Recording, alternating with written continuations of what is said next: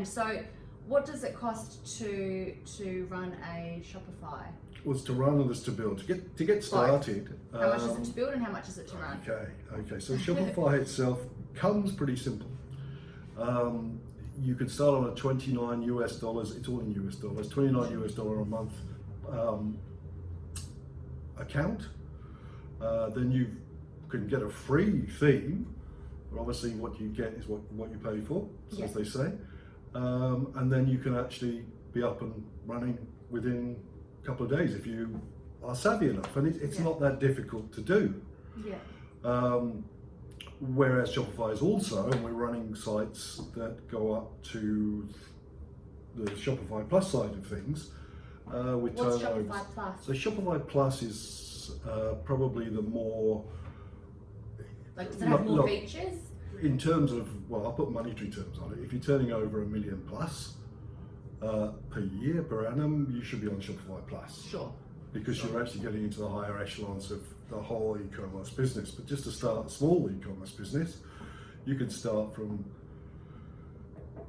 off your own back from probably sort of $30-40 a month, and a lot of hard work.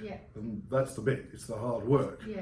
The other thing that I find is that obviously when you are selling online, everybody thinks of the website as the first thing that you need, but actually there's an awful lot of thoughts got to go going behind that about how are you going to sell it. Sure. One of my biggest arguments, even though websites are my life, so to speak, and I've been on that side of things, and the build and the marketing, really the marketing is, to me, is much more important. One of the biggest questions, the biggest things that happens to me is that everybody comes to me and says, I want a website. I say, well, what do you want? And I say, well, I want a website because I'm doing this and I want to sell these products online. And my first question is, well, how are you going to sell the products online? Good point, very good point. And their answer is nearly always, well, on the website. And I said, well, hang on a second. What's your actual strategy? What's your strategy? How are you going to market yourself?